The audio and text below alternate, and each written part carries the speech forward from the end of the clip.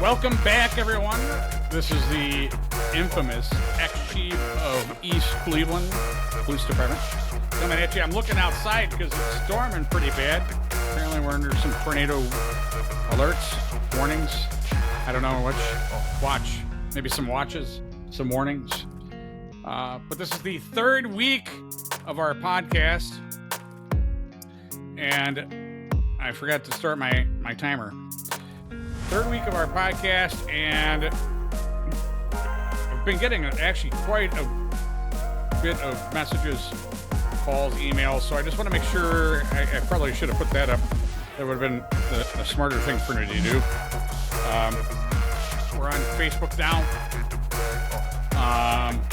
There's multiple ways to give me, to contact us here at the channel, and have received several interesting calls from some ex-parties from the Cuyahoga County Prosecutor's office, and hoping in the days to come I'll be able to solidify some information for you. But right now I wanted to give out a shout out to my ex-basement savers from East Cleveland. They are actually hosting a golf event at Bunker Hill, and that is on Sunday, July 21st. I've got it on the my screen here to share, give you some ideas. It's $125 if paid by July 14th, $150 if paid by July 14th. Those are for singles. They got foursomes. They've even got some donations. It looks like the contact person is Chad Gibson. I will have links at the bottom. It looks like start times at 11 a.m. on Sunday, July 21st, 2024. Tee-off is at noon. And I'm very familiar with this location. We actually hosted, well, I shouldn't say we. It was actually the SWAT unit. Hosted a couple of outings. I think they are maybe on their second or third year that they just actually completed at the Bunker Hill Golf Course. And I actually know a couple of the employees out there. They run a great location out there, so if you're interested, please feel free to sign up for them. And like I stated, I will try to put the link at the bottom of this. And as soon as I figure out, okay, there we go, stop button. Okay, so. And today's news, this is actually from Associated Press. I don't know if anybody heard about it, but in Albany, New York, a police officer in Albany, New York, was ambushed by a driver following an attempted traffic stop early Wednesday and was shot in the leg before returning fire, killing the man, the city's police chief said. The officer was hospitalized at Albany Medical Center and was alert and conscious, Police Chief Eric Hawkins said at a news conference outside the hospital. We just experienced one of an officer's worst nightmares, and that is being ambushed, performing a routine part of their duty. The officer had seen a speeding vehicle about 12:30 a.m., and there was a short pursuit, but the vehicle didn't stop, and he stopped following it, Hawkins said. A short time later, the officer saw the vehicle parked along a road. The officer approached the vehicle, Hawkins said. He was about 5 feet away from it when the man was out of the car, emerging, and immediately fired shots at the officer and strikes the officer, Hawkins said. The officer immediately returned fire. The names of the officer and the man were not released immediately. Hawkins said he looked at the footage from the officer's body-worn camera. There was no other way to describe this but an ambush, he said. This officer was doing exactly what he was supposed to be doing. Albany Mayor Kathy Sheehan said at the news conference that there are indications that the man is someone with a troubled history, not necessarily a criminal history. She said she was grateful that she was able to speak to the officer. And again, this is brought up in several reasons. One, it's relative news to the law enforcement that's happening right now. When I was chief, there was a strong contention relative to our pursuits. And for the longest time, I was expressing that our pursuits were not for the, we weren't pursuing for traffic violations, for broken taillights, at least initially. We were pursuing for other reasons. And this is just a prime example. A lot of these cases that are under indictment right now are coming out from pursuits. And this is a prime example of what officers are faced with, the challenges they're faced with on a daily basis. And this is something that has always been a point of contention for me from the prosecutor's office, because the investigators that they have investigating are archaic. They have not been law enforcement in so long. I think that they feel that they are. And again, their use of force training are decades old. Their interviewing techniques are decades old. And this is, again, a prime reason that these East Cleveland cases should have been handed off to a third party, such as BCI. BCI, which is part of the Ohio Attorney General's Office, Bureau of Criminal Identification and Investigation. Those are pretty much the investigators that everybody goes to as far as having an external investigation, which is what Michael O'Malley should have done. But he didn't. Instead, he uses in-house investigators that had not been on the job and have very bad opinion as to what proper use of force is. So my last episode, we were just talking about if you don't take a plea deal, they're going to re-indict you. And literally, I just pushed the podcast out last Wednesday, and that's precisely what they did last Wednesday. Another case for Officer Larry McDonald, they chose to indict him again. And this case is particularly troublesome to me because I'm actually very familiar with the case. I was still chief at this point. I had actually investigated this case.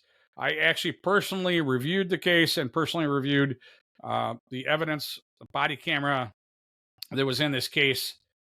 And I feel that they've re-indicted Officer McDonald because they knew that the first case was going nowhere, that there was no evidence that they were going to be able to convict McDonald in the first case. So they were probably sent back out, those fine investigators that are decades old, archaic investigators. They were sent back out in the field to find whatever they could on McDonald having any type of similar situation, because they want to be able to go to the judge and or jury in McDonald's case and establish that this is a pattern, that McDonald is executing a pattern. And again, the more charges that we stack on somebody, the higher probability that they're going to plea, because it's in certain circumstances insane to take things to trial when you have so many charges against you. And again, I think this is what's happening with the McDonald's case. So in summary, and this is going off of recollection, so I'll be 100% transparent. It may not be completely accurate, but this is coming from my recollection and reviewing the facts that the Fourth Estate from Northeast Ohio has released, which was, again, deplorable because they're just basically taking the sound bites and the press release from Mike O'Malley's office. And so McDonald's actually on a traffic stop on Euclid Avenue, and I think I can't even remember what time of, I mean, I know it was night, but I can't remember the time. So he's on Euclid Avenue, and I want to say that he's maybe near Euclid and Strathmore or Euclid and Noble, somewhere in that general area. And he's actually facing the opposite direction when a vehicle passes him. So you have to imagine he's on a traffic stop here, and this vehicle passes him in an excess of 100 miles an hour. So, um, McDonald essentially, releases the offender or whoever he had stopped at that point and attempts to get in his vehicle and see what's going on with his vehicle doing 100 miles an hour.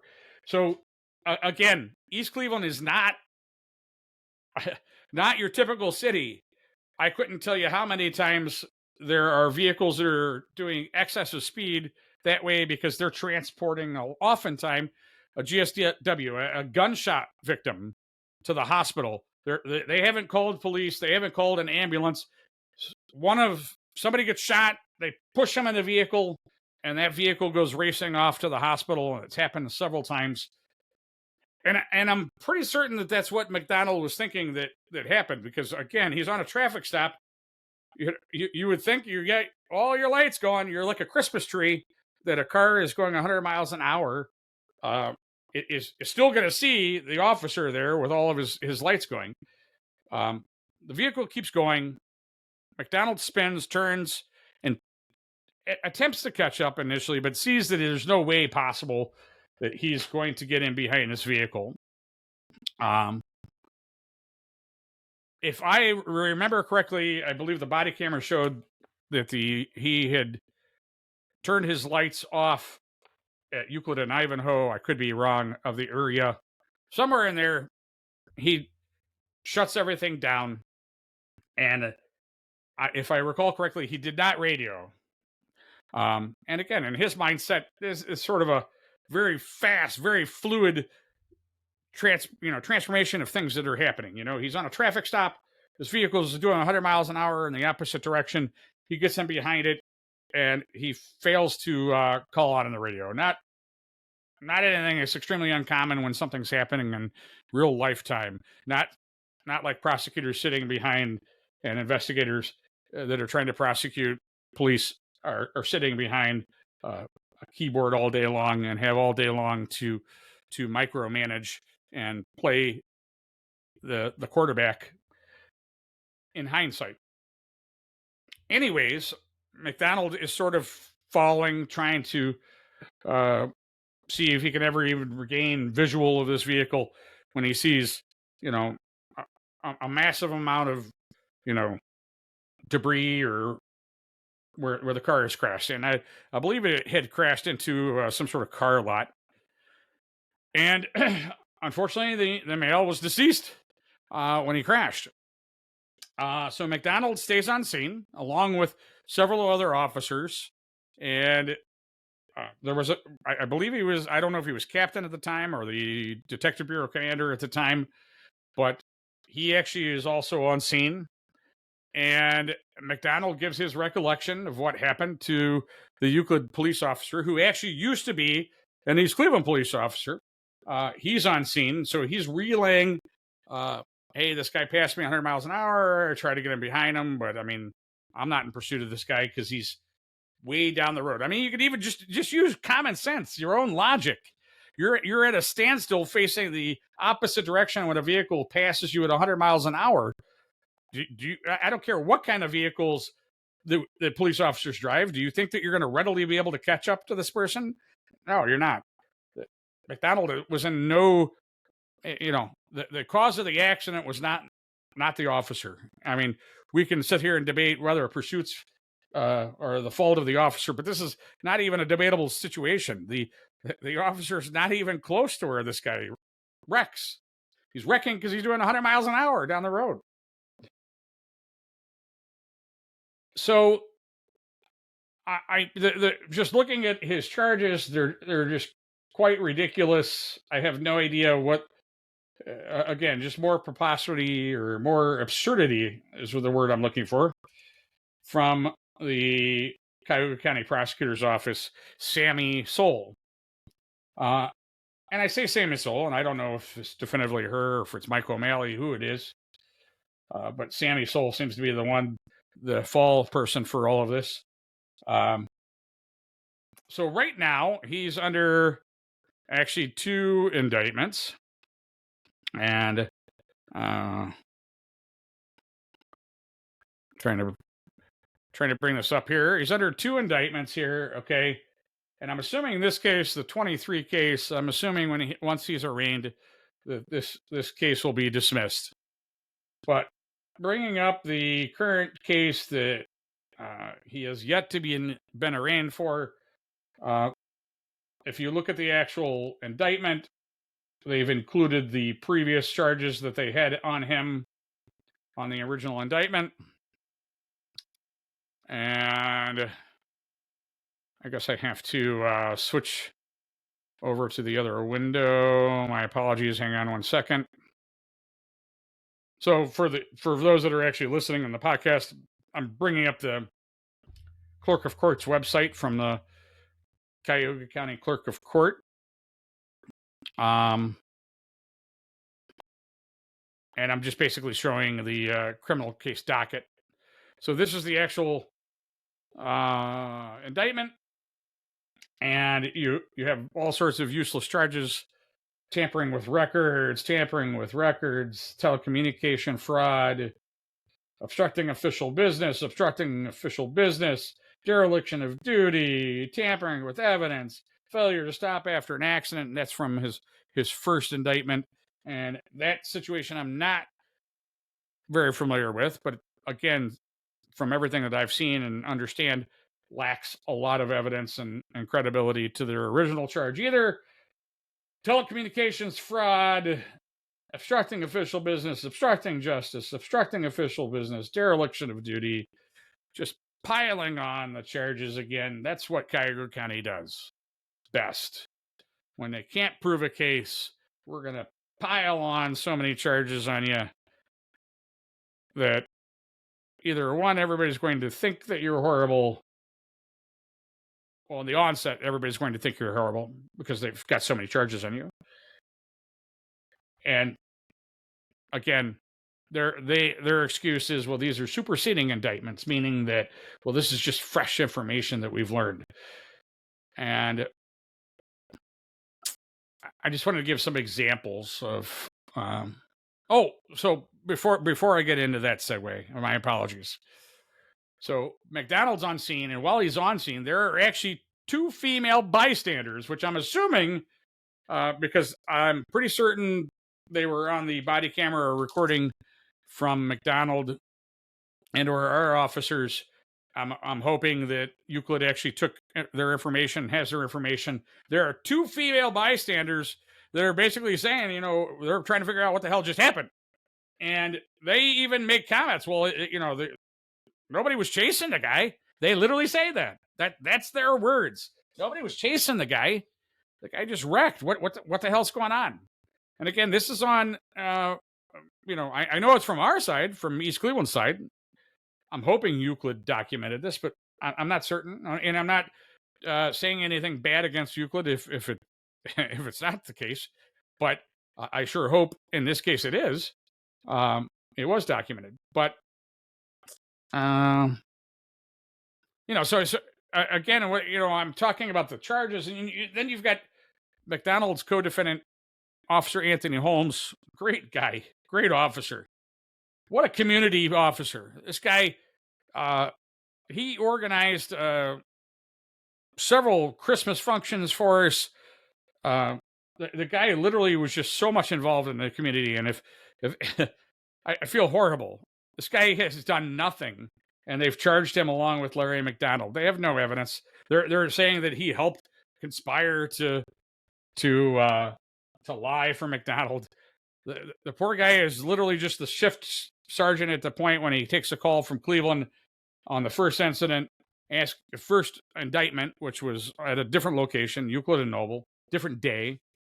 And Holmes is just, hey, he fields a call from Cleveland police. Hey, were you guys in a pursuit? And Holmes either calls or radios out to McDonald.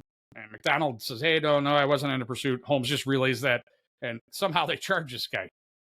They have no evidence, mind you, that he's tried to conspire or lie to Cleveland. But this poor guy, again, I can't even fathom the words. This guy is a pillar of East Cleveland community policing.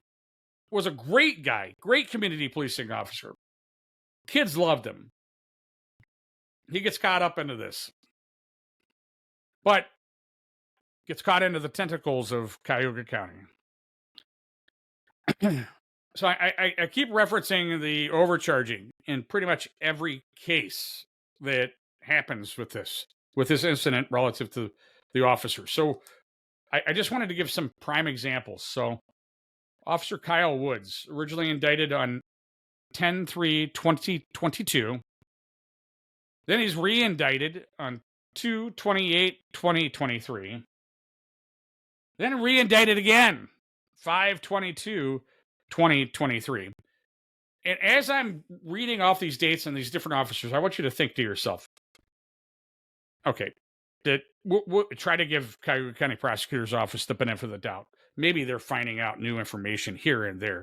But on each one of these officers, okay, you're either doing it very maliciously or you're totally incompetent. And either way, you shouldn't be trying the case.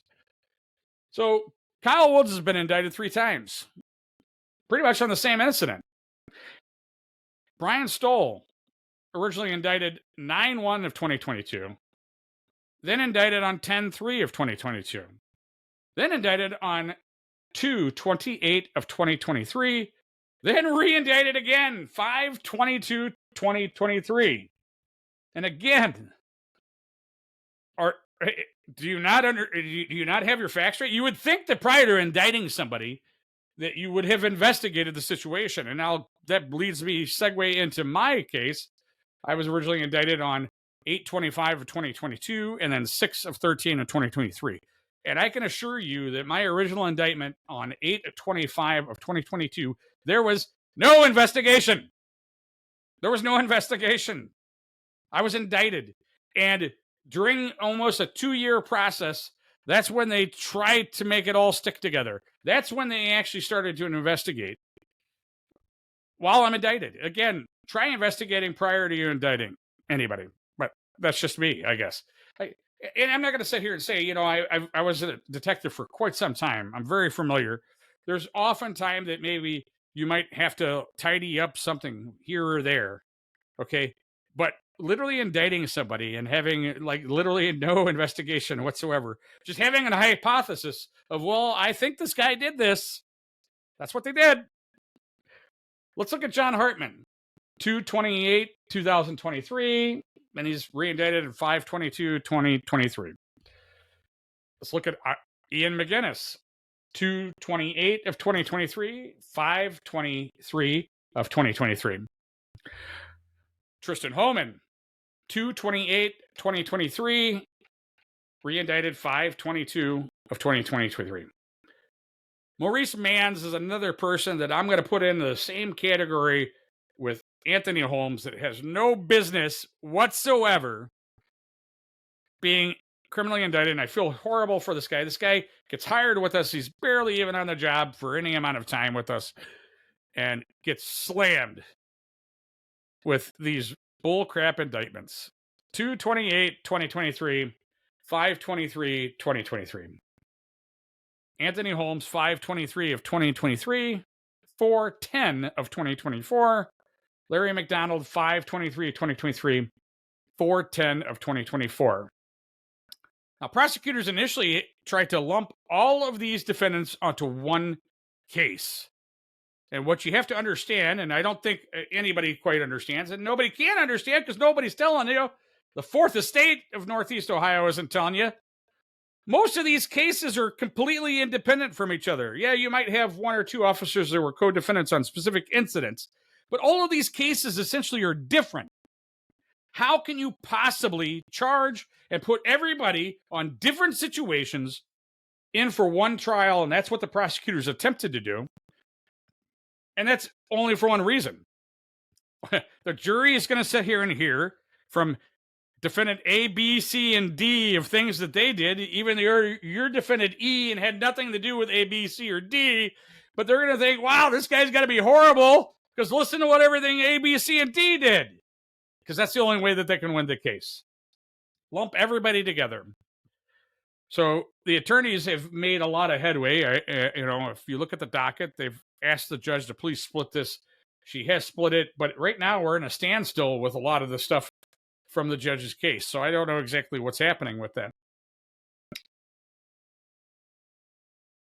and again, I try not to speak on the current cases tremendously very much because I don't want anything coming out from them as far as any type of tactics or the defense, anything to detriment the defense. I don't want to talk about it. So I'm trying to leave the current people alone. But and honestly, the whole reason for this channel, yes, it is for to point out the corruption of Cuyahoga County, but it's also to support the law enforcement, which is what I want to really do. And this is really what I was trying to gear this episode to be, was to do some education, some enlightenment from a police perspective on things that are happening. But Sammy Soul just won't let me. She won't give me the opportunity because she keeps making bad indictments and bad decisions for Cuyahoga County Prosecutor's Office. And the people of Cuyahoga County should be the ones that are extremely upset because you're paying out the wazoo for all of these indictments, all these cases, because it's nothing for the prosecutor to indict. I mean, think about this. It cost me tens of thousands of dollars to represent myself. All right. It costs the Cuyahoga County prosecutors nothing to indict me, nothing to prefer charges against me. All right. They go to work, they get paid. It's no sweat off of them. Think about that system. Think about the grand jury system being so secretive that nobody knows what's being said inside the grand jury. It's only the prosecutor. They're the ones giving the information to the grand jury. They're the ones directing the grand jury. Nobody even knows what's going in that grand jury process, which I've argued even before, even prior in law enforcement, when I was on the right side of the law. I had never thought the grand jury was a good system. So, in essence, I was trying to get everybody caught up with this episode of everything that was going on. As of recently, I think that I have done that. And again, please make certain that you give a fair look at the East Cleveland Fire Department. Again, I have a couple of communications from external people with some information, but I want to make sure that that's vetted before publishing that. I also, hopefully in the next couple of podcasts here, I'm going to be linking up with a great trainer, a great OPATA certified trainer. We're not going to discuss these cases. I don't want to jackpot him and get him in the middle of these things. But again, I want to turn some of the focus of this channel to bringing out issues that are going on with law enforcement today.